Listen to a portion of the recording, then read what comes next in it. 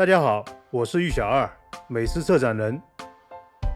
在我的家乡南昌，吃早饭的时候，很喜欢配一碗鸡蛋肉饼汤，食材简简单单，吃的就是原汁原味，鲜得不得了。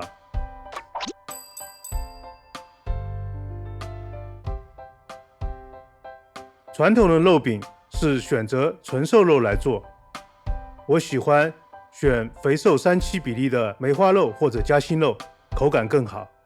先切条，再切丁，然后剁成肉泥。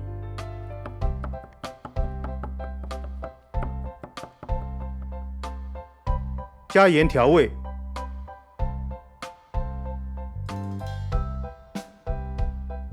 摔打上劲，再加一点生姜水去腥。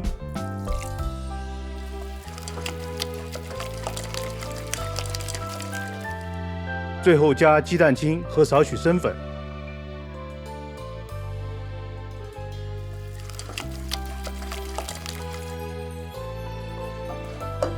继续摔打到肉质有弹性。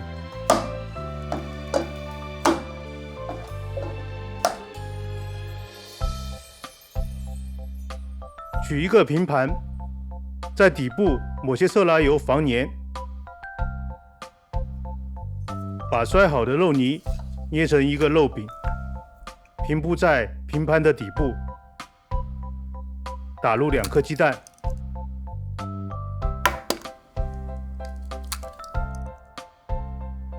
将盘子放入蒸锅内，大火上气后蒸5分钟。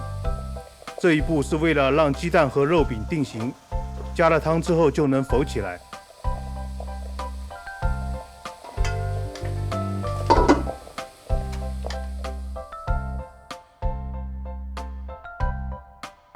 这时候可以调一个热汤。